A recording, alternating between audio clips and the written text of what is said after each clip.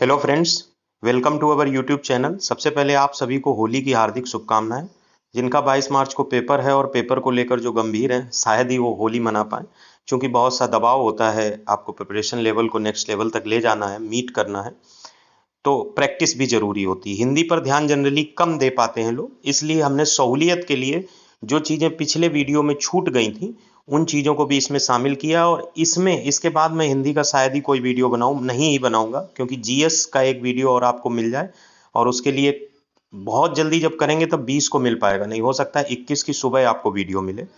तो इसमें हम जो आपको चीज़ें बता रहे हैं वो पिछले वीडियो में कुछ चीज़ें छूट गई थी, वो हैं। और इसके बाद सबसे इंपॉर्टेंट चीज़ है, जो पॉलिटेक्निक लेक्चरर का एग्ज़ाम दिसंबर में हुआ था वो मैंने भी दिया था। और आपकी जानकारी के लिए, मुझे लगता था कि मेरे 25 में 25 सही है, लेकिन जब मैंने पेपर को मिलाया 2 बार 3 बार तो फिर लगा मेरे 24 सही है। फिर उसके बाद मिलाया, फिर गलतियां निकली, फिर लगा 23 सही है, और अल्टीमेटली मेरे 22 क्वेश्चन सही हुए थे। तो जो आदमी आपको गाइडेंस दे रहा है उसकी अपनी स्ट्रेटजी क्या रही थी वो मैं अपने हिसाब से आपको बता दूंगा, और क्या मैंने गलतियां की थी उनमें भी आप सुधार कर सकें। और पढ़ के जाइए, अच्छे से जाइए, पेपर दीजिएगा, अच्छा होगा। चलिए वीडियो को शुरू करते हैं। इसमें लोकोक्तियां और मुहावरे पिछले वीडियो में शामिल नहीं थे। पिछले वीडियो में 2 गलतियां थी। एक विडौला पर्यायवाची मैंने आपसे कहा था, मुझे याद नहीं है, विडौला पर्यायवाची इंद्र का था। इसके अलावा वचन संबंधी प्रश्नों में एक प्रश्न गलत मिस्टेक से बता गए थे, जिसमें हमने ऊंट बताया था, वो बहुवचन में आता, वहां पर तेल जो है वो एक वचन में आएगा। हस्ताक्षर बहुवचन में था, ऊंट बहुवचन में था, और भी कुछ चीजें थी बहुवचन और एक वचन में। उसमें एक प्रश्न में ऊंट मैंने एक वचन में बताया था, वो बहुवचन में आएगा। वो दोनों गलतियों को मैंने कमेंट में पिंड करके डाल भी दिया है। लोकोक्तियां और मुहावरे जनरली आपके गलत नहीं होते हैं, लेकिन जब 100 क्वेश्चन आते हैं तो सरल पूछे जाते हैं। यहाँ पे सिर्फ 25 क्वेश्चन आएंगे, तो एक संभावना है कि हम कठिन डालें, तो क्या डालें, क्योंकि ये जनरली चलन में रहती हैं लोकोक्तियां, तो आंसर पता होते हैं। तो इसमें से लगभग 380 question UP PSC, UP triple SC, UP RO ARO सब क्वेश्चंस में से मुझे ये 12 ऐसे मिली हैं लोकोक्तियां मुहावरे, जो मैंने इसमें चर्चा के लिए रखी हैं। छछूंदर के सिर पर चमेली का तेल, ये 12 ऐसी हैं जो पूछी गई हैं, और जनरली मुझे लगता है कि नॉर्मली आप एकदम से आंसर नहीं कर पाएंगे। छछूंदर के सिर पर चमेली का तेल, योग्य व्यक्ति को अच्छी चीज देना। छछूंदर के सिर पे अयोग्य व्यक्ति को, योग्य नहीं होगा, अयोग्य व्यक्ति को अच्छी चीज देना। छछूंदर के सिर पर चमेली का तेल मतलब अयोग्य व्यक्ति को अच्छी चीज देना। ओछे की प्रीत बालू की भीत, बालू की दीवार की बात, ओछे लोगों का प्रेम अस्थाई होता है। चौथे का चंदा होना, किसी के लिए अशुभ होना। काफूर होना, भाग जाना।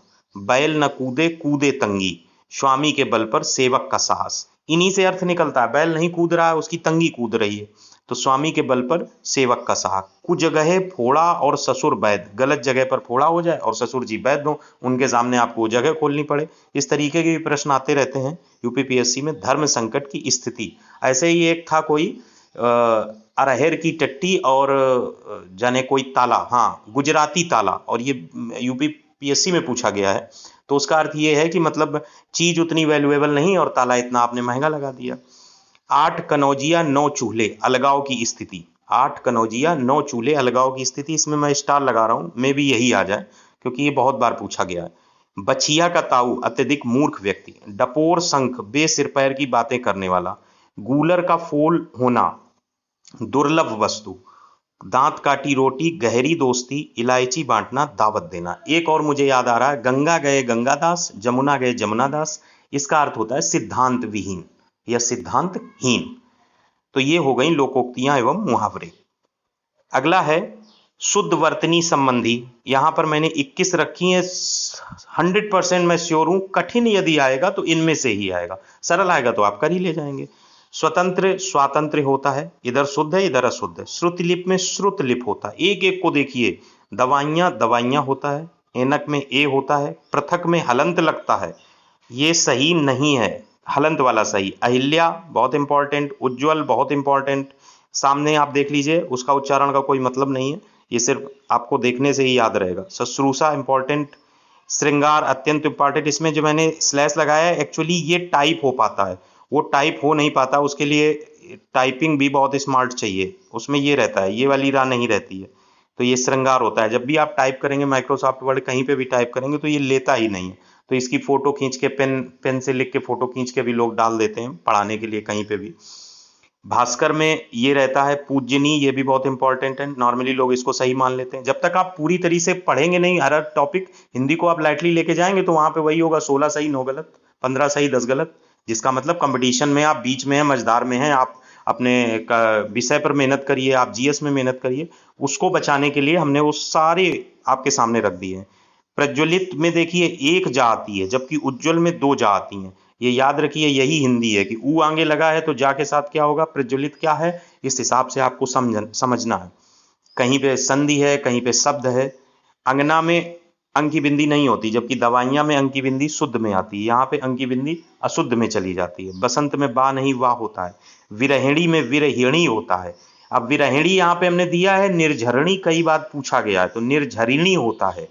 ही जैसे यहाँ पे ही में लगा ऐसे उसमें रा में लगता है। बारात नहीं बरात होता है, देखो दिखने में ये शुद्ध लगता है लेकिन हकीकत में ये शुद्ध होता है। अनुग्रहित बहुत पूछा जाता है और गड़बड़ भी बहुत होता है लोगों का, तो याद रखिए ग्राहित ये वाला होता है। ज्योत्सना भी बहुत पूछा जाता है, ज्योत्सना में पूरी सा नहीं बनती है। अनुषांगिक या आनुषंगिक कैसे लिखा जाता है, तो इसका आनुषंगिक करेक्ट होगा। अंतरराष्ट्रीय भी देख लीजिए, अंतरराष्ट्रीय ऐसे लिखा जाता है। तो ये 21 बहुत बहुत महत्वपूर्ण है, इनको आप किसी भी कीमत पे छोड़ नहीं सकते हैं। इसके बाद अनेकार्थी शब्द भी पूछा जाता है, ये भी 1 नंबर का क्वेश्चन आएगा, 100% आएगा। अनेकार्थी में सबसे ज्यादा जो पूछे जाते हैं वो 3 पूछे जाते हैं, एक सारंग, एक अर्क और एक द्विज।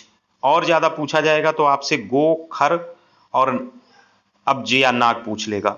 द्विज में पक्षी, अंडज, प्राणी, ब्राह्मण। खर में गधा, तिनका, प्रखर, एक राक्षस, दुष्ट। नाग में हाथी, सांप, पर्वत, बादल। अच्छा, ये प्रश्न बहुत टेढ़े तरीके से पूछते हैं। टेढ़े ऐसे पूछ देंगे, निम्न में से द्विज का अर्थ नहीं है, और आपको अंडज, प्राणी, ब्राह्मण दे दिया, कोई एक नहीं दिया। अब आप कंफ्यूजन में पता चल जाएंगे, पता नहीं कितने हमने पढ़े हैं और कितने होते हैं। तो इसलिए मैंने जितने मैक्सिमम पॉसिबल है पूछ दिए। पिछली बार अर्क पूछा गया था, उसमें काढ़ा भी ऑप्शन में था, स्फटिक भी आंसर में था, मदार का पौधा भी आंसर में था, एक और था जो उसका करेक्ट ऑप्शन था। तो उसका करेक्ट ऑप्शन जो था वही करेक्ट ऑप्शन था। तो अर्क के यहाँ पे आपको मैंने पर्यायवाची दे दिए हैं, अनेकार्थी शब्द दे दिए हैं, पर्यायवाची नहीं, अर्क के अनेकार्थी शब्द दे दिए। अमृत का स्वर्ग जल, पारा, दूध, अन्न है। पानी में वही प्रतिष्ठा, जन, चमक, इज्जत, स्वाभिमान है। सारंग में 1-2 हमसे छूट गए हैं, जिसमें कामदेव हो जाएगा, कामदेव हो जाएगा आपका। इससे रिलेटेड एक प्रश्न आया था, उसमें कामदेव पूछा गया था, यहां हमने कामदेव नहीं लिखा। बाकी सारंग बहुत ज्यादा इंपॉर्टेंट है, जितने हैं सब रट डालिए। बादल, कोयल, धनुष, भंवरा, मोर, सोना, हंस, चंद्रमा, बाज, सूर्य, सिंह, घोड़ा, हाथी, कामदेव। ठीक है। इसका एक प्रश्न फेमस है जिसमें ऑप्शन में तलवार उत्तर आता है, तो वो आप याद रखिए कि सारंग का अर्थ तलवार नहीं होता है। तो गो में गाय, नदी, आकाश, पृथ्वी, वाणी, सरस्वती, माता, जल, दिशा, सांड, बैल, चंद्रमा, घोड़ा, संख्या 9। देखिए कितने अर्थ निकल रहे हैं गो के। तो ये अनेकार्थी शब्द का बहुत इंपॉर्टेंट हमने सारा किया है, इनमें एक भी छोड़ना नहीं आपको। गो, सारंग, अर्क, अंबर, इनको कतई नहीं छोड़ना है, बिल्कुल नहीं छोड़ना, इन्हीं में से ही आएगा। अगला है यूपीपीएससी के स्पेसिफिक क्वेश्चन, जो मैंने एई, पॉलिटेक्निक लेक्चरर, यूपीपीएससी के जो भी एग्जाम हुए उनमें जो क्वेश्चन मुझे रिपीट हो सकते हैं, स्पेशली यूपीपीएससी जैसे एई होता है वही पैटर्न पॉलिटेक्निक लेक्चरर का है। तो 2013, 2019 और इन सब क्वेश्चंस को मिला के जो क्वेश्चन रिपीट कर सकते हैं मेरे अपने कॉन्शियसनेस से, वो मैंने रखे हैं। ये 3 तो संधि विच्छेद हैं। एज इट इज पूछा गया कि वार्तालाप का संधि विच्छेद क्या होगा, वार्ता प्लस आलाप। देवी इच्छा का संधि विच्छेद, इसमें मोस्टली लोग गड़बड़ कर जाते हैं, कहीं देवी धन ई इच्छा लगा देंगे, ई में बड़ी की मात्रा कराएंगे, या देवी में छोटी की मात्रा कराएंगे, देवी धन इच्छा ही होगा। मात्रानंद में भी यहाँ पे मात्र में गड़बड़ कर देते हैं, यही होगा, देख लीजिएगा। अगला प्रश्न है ममता, आलता, सुंदरता, समता में प्रत्यय का प्रयोग नहीं है, सीधा हमने प्रश्न उठा के रख दिया। आंसर इसका होगा आलता जो है, इसमें प्रत्यय का प्रयोग नहीं है। कुमुद, कुपित, कुबेर, कुटेव में उपसर्ग का प्रयोग कहां नहीं है? कुटेव में उपसर्ग का प्रयोग कहां नहीं है? तो कुटेव में उपसर्ग का प्रयोग नहीं है। जहां तक मुझे लगता है कि यहां पे प्रश्न होना चाहिए उपसर्ग का प्रयोग कहां है, ये नहीं होगा, क्योंकि कुबेर, कुपित और कुमुद इनमें तो उपसर्ग है ही नहीं, कुटेव में ही उपसर्ग है। तो ये प्रिंटिंग मिस्टेक है, टेव माने होता आदत, कु आगे उपसर्ग लग जाए, कुटेव मतलब गंदी आदत। तो कुमुद, कुपित, कुबेर, कुटेव में किस में उपसर्ग का प्रयोग है? तो कुटेव में उपसर्ग का प्रयोग है। जिन पर लिंग, वचन, पुरुष और काल का प्रभाव नहीं पड़ता है कहलाते हैं अव्यय। ये प्रश्न हमें दिखने में सरल लग रहे हैं, जब वो एग्जाम में आते हैं, 4 ऑप्शन आपके सामने होते हैं तो कंफ्यूजन क्रिएट होता है और फाइनली आंसर आपको टिक करके आगे भी बढ़ना होता है, उसमें रुकना नहीं होता, वहां पे आपको कोई आंसर नहीं करेगा। इसलिए किसी भी प्रश्न को आप बिल्कुल सरलतम स्थिति में नहीं माप सकते हैं। आपके सामने, सबके सामने ये समस्या होती है, सरल तो है लेकिन इसका आंसर क्या यही होगा? आगे बढ़ने की कंडीशन बनेगी कि नहीं? इसलिए कोई प्रश्न को आप बहुत ज्यादा सरल जोन में नहीं रख सकते। प्रश्न लगभग सभी सरल होते हैं अगर आपने पढ़ लिया है। समीर, बयार, हवा, आंधी में पुल्लिंग शब्द है। अब दिखने में तो ये सरल लग रहा है। अब जैसे यहाँ पे आप, हवा बह रही है, बयार चल रही है, आंधी चल रही है, समीर बह रही है कैसे करेंगे? तो ये कंफ्यूजन हो गया, क्वेश्चन से तो नहीं निकल रहा। इसका करेक्ट ऑप्शन होता है समीर। समीर यहाँ पे पुल्लिंग शब्द होगा। जब बादल गरजे हैं तब मोर नाचत है में जब बादल गरजे हैं क्या है?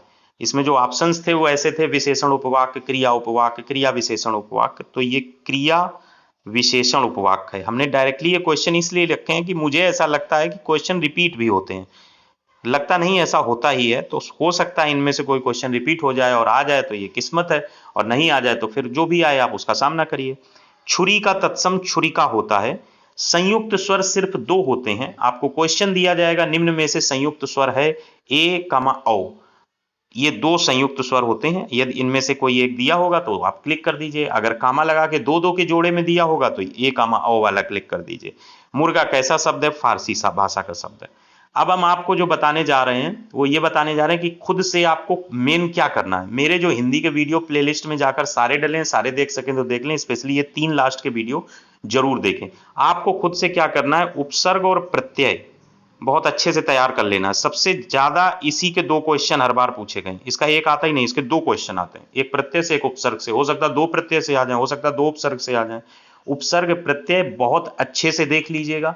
नंबर 1, शुद्ध अशुद्ध वाक्य जो भी आपसे कहीं से भी पीडीएफ वगैरह मिल जाए वो जरूर देख लीजिएगा। ये दोनों चीजें सबसे ज्यादा गलतियां कराती हैं और सबसे ज्यादा पूछा जाता है, और इनका कोई शॉर्ट ट्रिक या इनमें कोई वो नहीं है कि नहीं यही पूछा जा सकता है या यही नहीं पूछा जा सकता है, तो इसलिए इसको हमने इसमें शामिल नहीं किया। ये 2 प्रश्न आप जरूर देख लीजिएगा। शुद्ध अशुद्ध वाक्य आपके मेन होते हैं जो हमेशा गलती करा देते, बहुत छोटी सी गलती उसमें होती है, तो उनको जरूर देख लीजिएगा। अब हम आपको जो चीज बताने जा रहे हैं वो है कि आपको एग्जाम में कौन सी मिस्टेक नहीं करनी है और कौन सी चीजें जरूर करनी है। अगर आपको लगे कि इनकी बात फॉलो करनी तो आप फॉलो कर लीजिए। हमारी तरफ से सलाह है, पहले तो जल्दी में और ओवर कॉन्फिडेंट क्वेश्चन सॉल्व नहीं करना है। जल्दी में आप करेंगे, आपके क्वेश्चंस में ऑप्शन सही से नहीं पढ़ पाएंगे, पूछा क्या गया है वो गलती हो जाएगी। क्वेश्चंस को प्रॉपरली पढ़िएगा कि इसमें क्या गलती पूछ रहा है, क्या दिया है, क्या पूछ रहा है। ये नहीं कि हमने यहाँ पे एक ऑप्शन में पढ़ा था इसका आंसर यही होता, उसने पूछा क्या, ये भी तो देखिए। आस्किंग अदर्स फॉर कंफर्मेशन, दूसरों से मत पूछिए कि इसका यही होगा, दूसरे भी आप जैसे ही हैं, आपको गलत सही बता सकते हैं। किसके मन में कैसी भावना चल रही है या किसको कितनी नॉलेज है, बहुत सी चीजों पर डिपेंड करता है कि कंफर्मेशन पे सही आंसर मिल जाएगा, इसलिए मत पूछिए। Leaving Hindi for last time, सबसे बाद में हिंदी करेंगे, पहले हमें जो आता है हम वो कर ले, हम ये पढ़कर आए हैं, मत छोड़िए लास्ट में। हिंदी आप फ्रेश माइंड से करेंगे बेटर होगी। डिस्ट्रॉइंग टाइम ओवर 1 क्वेश्चन, एक क्वेश्चन पे बहुत समय ना बर्बाद करिए कि हम पर्यायवाची इतने पढ़े, पर्यायवाची यहाँ फंस गया, हम छोड़ नहीं सकते हैं, उसी पे आपका माइंड आधा एनर्जी लेस हो जाएगा। अदर क्वेश्चंस पे फ्रेश माइंड से आप क्वेश्चन ट्राई नहीं करेंगे, यानी आपकी पॉसिबिलिटी, प्रोबेबिलिटी जो नंबर मैक्सिमम आ रहे थे वो कम हो जाएगी। अब करना क्या है, सबसे पहले शांत मस्तिष्क से पेपर अटेम्प्ट करना है। सबसे पहले हिंदी, कुछ भी आगे है उसको बाद में। क्वेश्चन को 2 बार कम से कम पढ़ना है, कहीं उसमें नहीं तो नहीं लगा है निम्न में से कौन सा पर्यायवाची नहीं है। आपने पर्यायवाची एक देखा, आगे लगाया, आगे बढ़ गए, तो नहीं पकड़ने के लिए 2 बार क्वेश्चन पढ़िए। Fill circle about which you are sure, जो आप श्योर हैं क्वेश्चंस के प्रति वो सर्किल भर दीजिए। बाकी के सर्किल आप छोड़ भी सकते हैं, चाहे तो सारे भर दीजिए, और लौट कर जो आपका विषय सब्जेक्ट के क्वेश्चन है उनको लौट के आके बाद में आके फिर वो क्वेश्चंस पे एक बार और नजर डालिए कि इसका आंसर क्या हो सकता है। Leave questions if you are not getting any clue, अगर कोई क्वेश्चन से आपको बिल्कुल अचरज भरा क्वेश्चन है, कुछ नहीं पता है, तो ऐसे क्वेश्चन को छोड़ दीजिए। अब बात करते हैं हमारे 22 क्वेश्चन में 3 क्वेश्चन में गलतियां कहां हुई। पॉलिटेक्निक लेक्चरर का आप लोगों ने सोल्यूशन देखा होगा, जो मैंने डाला था उसमें कुछ गलतियां हुई थी, उनको कमेंट बॉक्स में मैंने करेक्ट भी कर दिया था। जो क्वेश्चन पेपर 12 दिसंबर के आसपास हुआ था उसमें मुझसे 3 गलतियां हुई थी। एक तो आपसे पूछा गया था कि ये कौन सा चिन्ह है, इस तरीके का चिन्ह, और मैंने ये पूछा था कि उसने पूछा था इसमें से कौन सा सही नहीं है, और मैंने केवल एक सही लगा दिया, काक पद चिन्ह, और चले आए। तो 1 - 1 मुझे यहाँ से मिला, जो कि मुझे आता था, क्वेश्चन गलत हो गया। दूसरा क्वेश्चन जो मेरा गलत हुआ था वो था, उसमें तत्सम तद्भव के युग्म में पूछा था कौन सा अशुद्ध है। हमेशा याद रखिए, अशुद्ध युग्म पूछे तो पहले ये तो देखो कि ये युग्म किस चीज के हैं। हमने उसमें यही नहीं देखा कि ये युग्म आपस में तत्सम तत्सम के हैं। उनमें से एक युग्म में तत्सम और तद्भव था, और मैं उस प्रश्न की भाषा को ही नहीं कायदे से समझ पाया, और मैंने उसमें एक ब्लाइंडली ऑप्शन करेक्ट कर दिया। और तीसरा क्वेश्चन जो गलत हुआ था उसमें भी शायद पढ़ने में ही मुझसे मिस्टेक हुई थी, मुझे याद नहीं आ रहा, उसमें मैंने कुछ पढ़ने में मिस्टेक कर दी थी। हाँ, शायद शुद्ध अशुद्ध वाक्य था, जिसमें 2 मुझे शुद्ध लग रहे थे, उसमें से मैंने एक में क्लिक कर दिया। यानी शुद्ध अशुद्ध वाक्य के पीछे की जो ग्रामर थी वो मेरी कमजोर मान लीजिए, या मैंने जल्दबाजी में किया। तो ये 3 प्रश्न मेरे हिंदी में गलत हुए थे, इस वजह से मेरे 22 सही हुए थे। ये सिर्फ मैंने इसलिए बताया कि ऐसा पॉसिबल है कि आपके मैक्सिमम मार्क्स आ सकते हैं, और बहुत नॉर्मल जानकारी से आ सकते हैं। आपकी पेपर के प्रति मानसिक दृढ़ता बहुत मैटर करती है। आपको मैंने लगभग सब कुछ बता दिया है, और आपको कोशिश करेंगे कि हम जीएस का वीडियो डालें। हमने खुद के लिए कभी हिंदी इतने अच्छे से नहीं पढ़ी है, और हम चाहेंगे कि आप जो वीडियो 3 पढ़ें उनको अच्छे से देखें, और ऑब्जेक्टिव क्वेश्चंस को ट्राई कर लें। इन सबसे बहुत ज़्यादा इम्पैक्ट नहीं पड़ता है, आपके पास जो आपका सिलेबस है उससे रिलेटेड ऑब्जेक्टिविटी वाला डाटा नहीं, सब्जेक्टिव डाटा माइंड में होना चाहिए। वो क्वेश्चन सामने आपके आएगा, अपने आप धराशायी हो जाएगा, ऑप्शंस वहाँ दिखेंगे ही नहीं, आंसर ही दिखेगा आपको। तो आपके कोई क्वेश्चन पेपर अच्छा हो, ऐसी मेरी सोच है। Again happy Holi to all, thanks for watching.